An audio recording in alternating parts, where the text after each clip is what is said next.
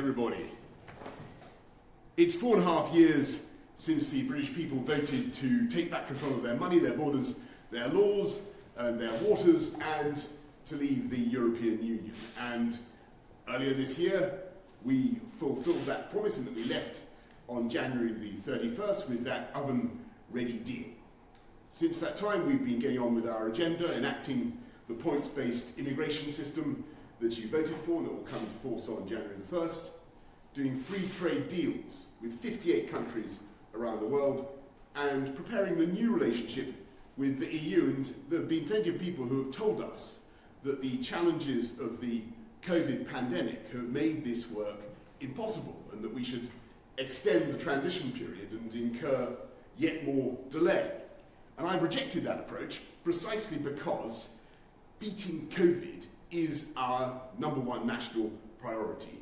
And I wanted to end any extra uncertainty and to give this country the best possible chance of bouncing back strongly next year.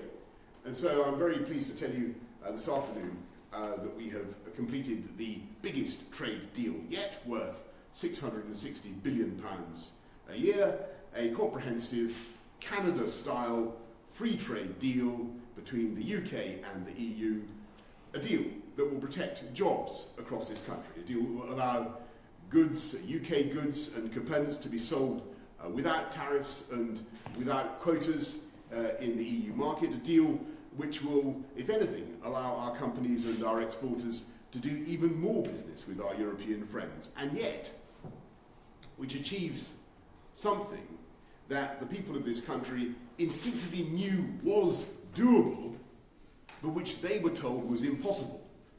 We've taken back control of our laws and our destiny. We've taken back control of every jot and tittle of our regulation in a way that is complete and unfettered. From January the 1st, we are outside the customs union and outside the single market. British laws will be made solely by the British Parliament, interpreted by UK judges sitting in UK courts, and the jurisdiction of the European Court of Justice will come to an end. We will be able to set our own standards, to innovate in the way that we want, to originate new frameworks for the sectors in which this country leads the world, from biosciences to financial services, artificial intelligence, and beyond. We'll be able to decide how and where we're going to stimulate new jobs and new hope with free ports, new green industrial zones.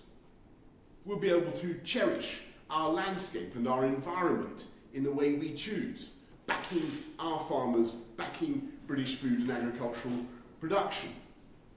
And for the first time since 1973, we will be an independent coastal state with full control of our waters, with the UK's share of fish in our waters rising substantially from roughly half today to closer to 2/3 in 5.5 years' time, after which there is no theoretical limit beyond those placed by science or conservation on the quantity of our own fish that we can fish in our waters. And to get ready for that moment, those fishing communities will be helped with a big £100 million programme to modernise their fleets and the fish processing industry.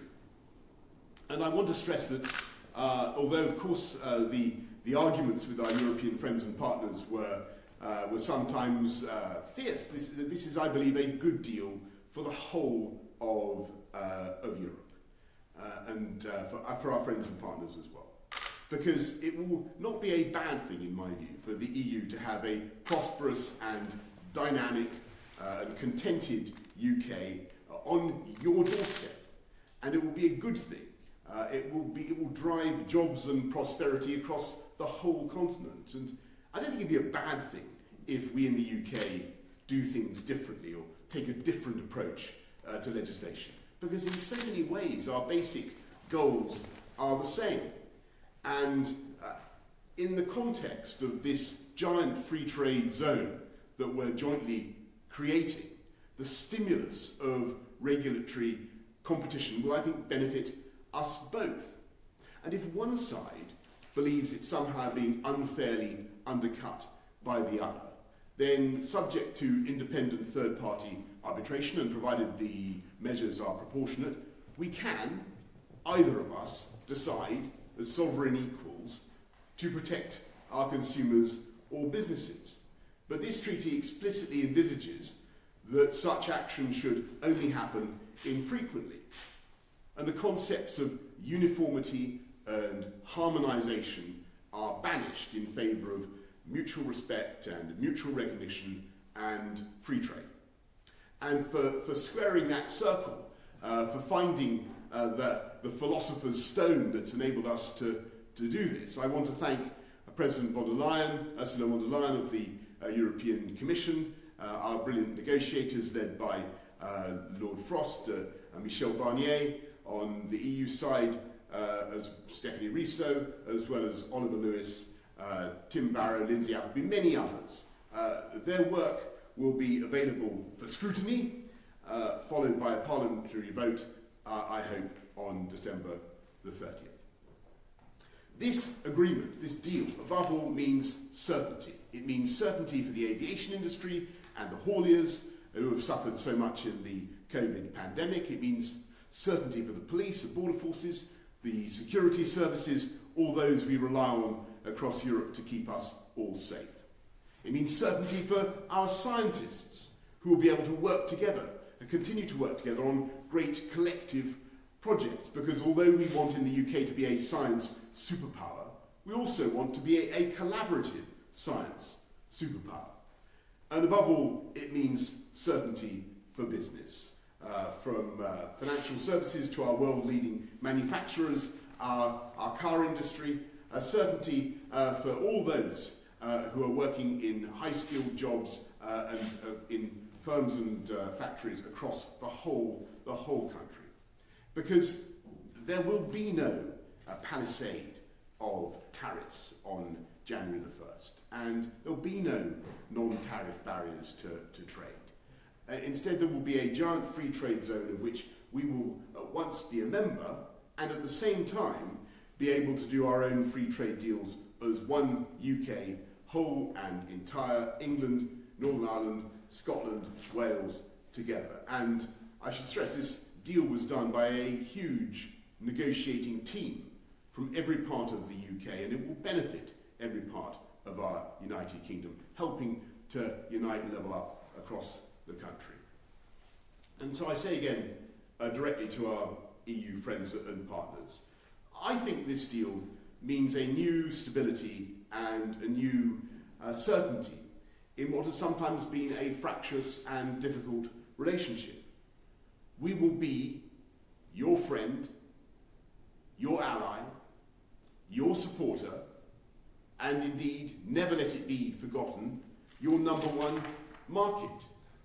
Because although we have left the EU, this country will remain culturally, emotionally, historically, strategically, geologically attached to Europe. Not least, of course, through the 4 million EU nationals who have requested to settle in the UK over the last 4 years and who make an enormous contribution to our country and to our lives. And I say to all of you at home at the end of this toughest of years that our focus in the weeks ahead is, of course, on defeating the pandemic and on beating coronavirus and rebuilding our economy and delivering jobs across the country. And I'm utterly confident that we can and will do it. By today, we've vaccinated almost 800,000 people. And we've also today resolved a question that has bedeviled our politics for decades. And it is up to us all together as a newly and truly independent nation to realise the immensity of this moment and to make the most of it.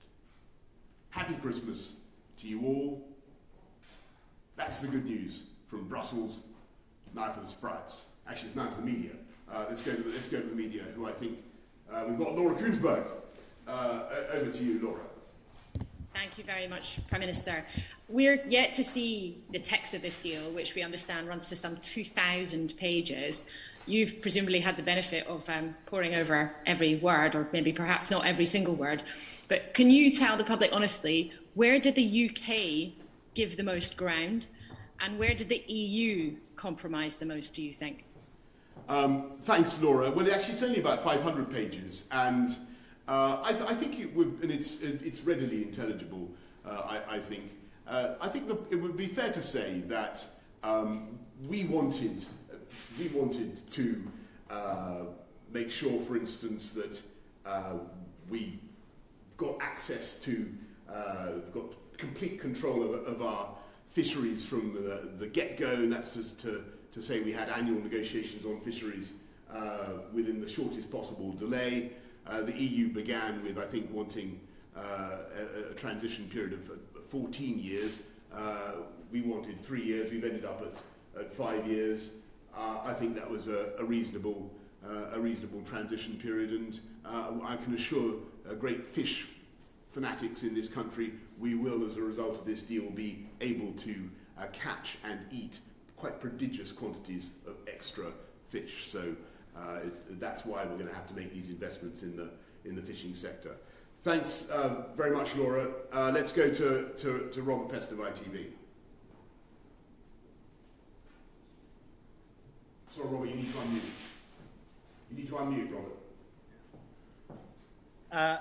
Prime Minister, you said all along you wanted a Canada-style deal, but what you've agreed means that we in the UK have to follow EU rules on subsidies, on tax, on workers' rights, on the environment, or potentially incur the imposition of tariffs. That's right, isn't it? I mean, we've just heard Ursula von der Leyen say that she got her level playing field, which you've explicitly rejected all the way through. You also just said there would be no non-tariff barriers. Again, that's not right. From January the 1st, as a result of leaving the customs union, and Michael Gove has been warning about this week in, week out for months, there is a ton of new bureaucracy on British businesses, lots of new non-tariff barriers. This is not to say the deal is a bad deal, but you're not selling it correctly, are you? You're mis-selling it. No. Well, I must respectfully disagree with you, because there is indeed a clause in the deal which is nothing like as damaging as it was, and is, in my view,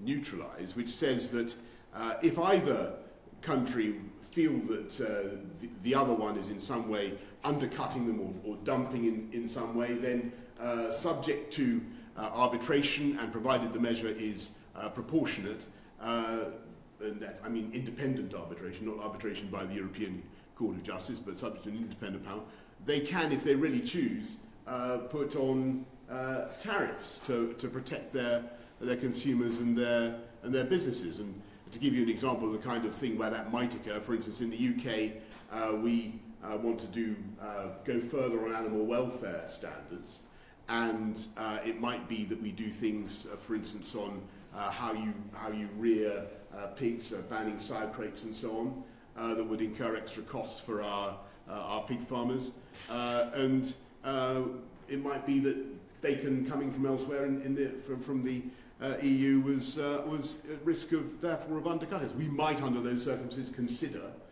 imposing tariffs. I think it's highly unlikely, but we might consider it. It would have to be subject to arbitration.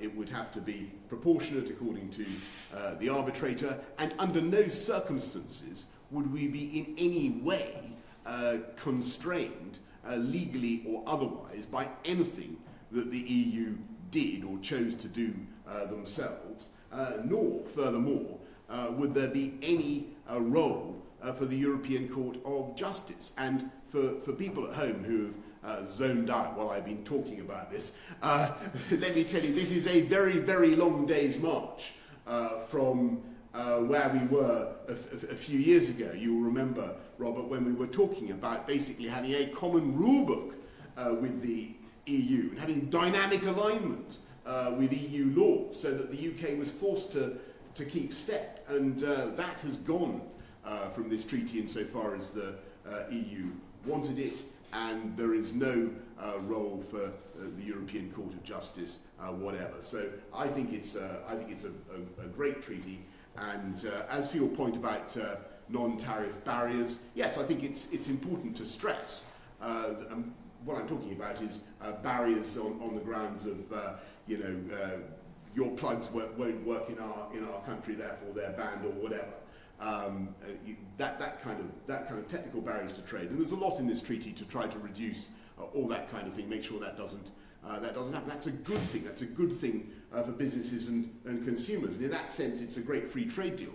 But I must stress to people getting ready for January the 1st that there will be change.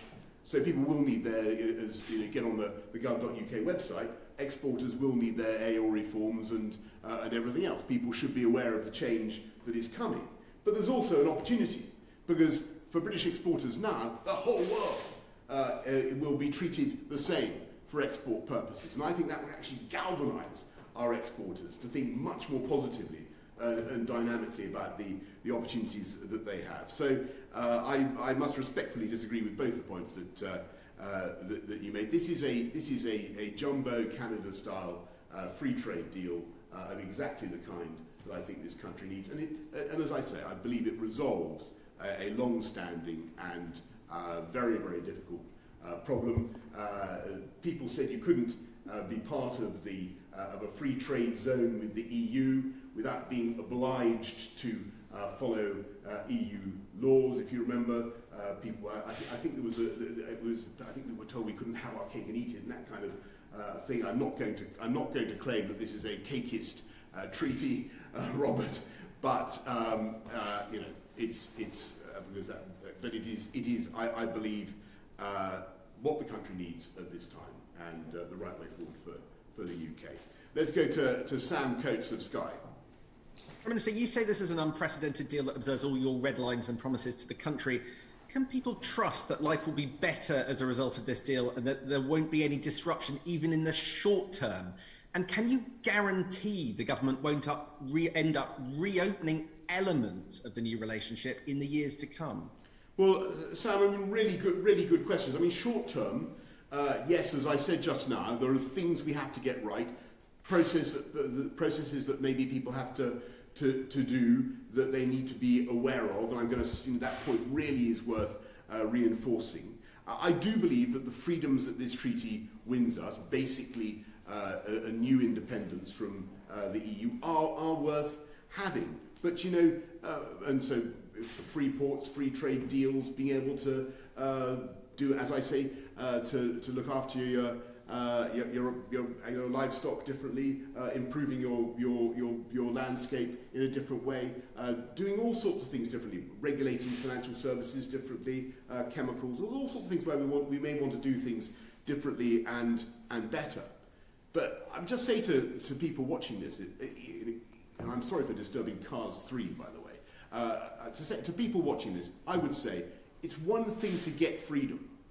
Winning freedom is a fantastic thing, and that this is an important element of what we've done. But it's how we use it, how we make the most of it. That's what's going to matter in the months and years to come. And I've no doubt that we can do fantastic things with this treaty if we with this new relationship, which I think will be stable and prosperous for both sides. Let's go to Tom Newton-Dunn of Times Radio. Good afternoon, Prime Minister, and thank you. A couple of quick questions, if you don't mind. Yes. Every deal means both sides have to compromise. Do you accept that you have compromised throughout the last 11 months, particularly perhaps the last 11 days, from perhaps your earlier slightly absolutist positions? Perhaps that was a negotiating ploy, but compromise is not a dirty word. Do you agree with that? And secondly, can you address services? Because I haven't heard you say much about that. 80%, of course, of the UK economy. You say some British companies would do more trade with the EU because of this deal. Will the British service sector, especially the financial services sector, will they be able to do more trade or less trade? Well, there's a first of all, on the compromise point, no, compromise isn't a dirty word, and unquestionably there are things that we've done to help our friends and partners to move things forward. I mentioned, I think, to Laura, where we got to on fish. We started out wanting a very short transition period. of 3 years. They wanted a much longer one of 14 years. We've compromised on that at 5.5. And on the vital services sector, yes, of course, they feature in this deal quite rightly. There's some good language about equivalence for financial services. Perhaps not as much as we would have liked, but it is nonetheless going to enable our dynamic City of London to get on and prosper as never before. There's some good stuff about barristers, solicitors, lawyers being able to practice around the European Union. We will be able to continue to have massive and growing economic interpenetration without the need for what I've always talked about, this lunar pull of EU law. As I say, this is something that I think can benefit people on both sides of the channel. It'll be a healthy, dynamic, productive, happy, stable relationship. That's what we're aiming for. Let's go to George Parker of the FT. Thank you, Prime Minister. You mentioned the change that will happen at the border in any event on January the 1st. I just wondered if there was anything in this deal where the two sides have agreed to introduce some sort of flexibility at the border to make sure we don't have chaos in Dover and Calais on January the 1st. And a second, more general point. You and I used to be reporters in Brussels, and we've covered the sort of psychodrama of British EU relations for a number of decades. Nigel Farage said today that the war is over. I just wondered if you saw it in those terms. No, I think first of all on the border and measures to there are all sorts of things in the treaty that you will recognise about trusted trader schemes and special measures on sanitary and phytosanitary recognition and steps to make sure that things flow as smoothly as we possibly can. Though again, I stress that there will be things that people have to do. Look, I mean, the EU was and is an extraordinary concept, and it was born out of the agony of the Second World War, founded by idealistic people in France and Germany and Italy who never wanted those countries to go to war with each other again, and other countries, Belgium, Holland, and others. And in many ways, it was and is a very noble enterprise. So I don't recognise the kind of language that you talk of. I think that the UK's own relationship with it was always difficult. We always found some of the language about ever closer union, the idea of this political union, this very dense idea of this ideology of endless integration. We found quite hard, George, and I think you as a fellow Brussels reporter, you'll remember that there was quite a lot of friction involved. I think that what we've got here is the basis of a new long-term friendship and partnership that basically stabilises that relationship. And insofar as the UK needs to be, and always must be, a great European power, always must be a great European power, where they're outside the main body of the EU, but we're there as a friend and as a supporter, as a flying buttress, if you like, to make sure, as we have done so many times in the last couple of hundred years, that we're able to lend our voice when it's needed and to be of value to our European friends and partners in a strategic way. And that's what the UK will obviously continue to do. But I think the very dense programme of integration wasn't right for the UK, and that's why it was right to take back control in the way that we have. And I think that this deal expresses what the people of the country voted for in 2016, and I think there was a wisdom in what they decided, and I think that we'll be able to go forward on this basis. Let's go to Gordon Rayner of The Telegraph. Thank you, Prime Minister, and Merry Christmas for tomorrow. Merry Christmas. Could I just ask, probably half the people watching this right now would have voted Remain in the referendum in 2016. Do you have a particular message for them? People today are tweeting that this is a bad deal, that it's not what they wanted. They would rather have stayed in. What's your message to them? And just secondly, can I also ask you? We've had more figures today on COVID. You mentioned COVID earlier. Can you rule out another national lockdown after Christmas? Well, Gordon, thanks. I think my message to everybody on both sides of the divide is of that argument in 2016 is I really think it's now a long time behind us. And I think most people that I talk to, whichever way they were inclined to vote back then, just want it settled and want us to move on. And I think this gives us the platform, the foundation for a really prosperous new relationship. And I would be very excited now by this deal. This European question has been going on for decades. Exactly what relationship we should have. This is a great new free trade deal, a trading relationship and partnership that I think will bring prosperity to both sides of the channel. And on coronavirus and the struggle there, obviously we face a very considerable new pressures, particularly from the new variant and the speed with which that's been spreading. We believe that we're going to have to get through this tough period now with, as I've said many times, very tough restrictions, with tough tiering, and you'll have seen what's been announced over the last day or so about that. And much as I regret that, I do think it is necessary for us to grip this virus now, to stop it running out of control in January, because we need to buy ourselves time to get the vaccine into as many arms of the elderly and vulnerable as we can.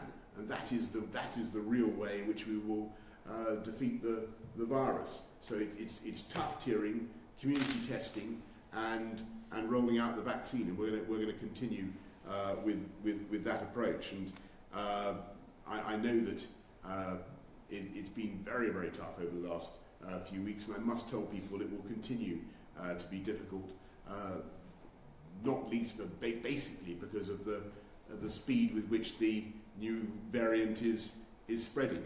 But the vaccine is going into people's arms, and there really is now, I think, hope, the certainty that we will have it defeated, as I say, by the spring. Well, that's certainly what the scientists still believe, and they're still confident of that. So thanks very much, Gordon. Let's go to Harry Cole of The Sun. Thank you, Prime Minister. Can you give us some more details about the new security arrangements with the EU? Are we going to be as safe next week under your new security partnership as we are today, given it's Brussels are saying that they're going to lock us out of live EU databases? And given you've locked us all up, how will you recommend we celebrate leaving the EU next week? Well, Harry, look, I leave your manner of celebration entirely to you and to individual taste. I wouldn't want. I mean, I think the government done quite enough bossing people around, recommending this or that over the last 10 months or so. But on security and police cooperation, I'm absolutely confident this is a deal that protects our police cooperation, protects our ability to catch criminals and to share intelligence across the European continent in the way that we have done for many years. So I don't think people should have fears on that score, or indeed on any score. Let's go to Heather Stewart of The Guardian. Hello, Prime Minister. Michel Barnier said today that we decided to leave the Erasmus exchange scheme, which sent thousands of students to EU countries every year. I wonder what you'd say to young people who feel as though opportunities to discover the continent on our doorstep by living there or studying there or working there are being taken away from them. And secondly, do you have a message for Keir Starmer, who will have to decide in the coming hours and days how to whip Labour MPs, whether they should support your deal? Right, Heather. Well, look, on Erasmus, it was a tough decision. The issue really was that as you know, the UK is a massive net contributor to the continent's higher education economy, because over the last decades we've had so many EU nationals, which it's been a wonderful thing, but our arrangements basically mean that financially the UK Exchequer more or less loses out on the deal. Erasmus was also extremely expensive. So what we're doing is producing a UK scheme for students to go around the world, and it'll be called the Turing scheme, and it will so students will have the opportunity to, named after Alan Turing, so the students will have the opportunity not just to go to European universities, but to go to the best universities in the world, because we want our young people to experience the immense intellectual stimulation of Europe, but also of the whole world. And as for, I think you asked about which way should the opposition vote on this. Well, it's perfectly obvious. The opposition should vote for this excellent deal, and I would strongly encourage everybody to do the same. Thank you very much, everybody. Happy Christmas to you all. Thank you.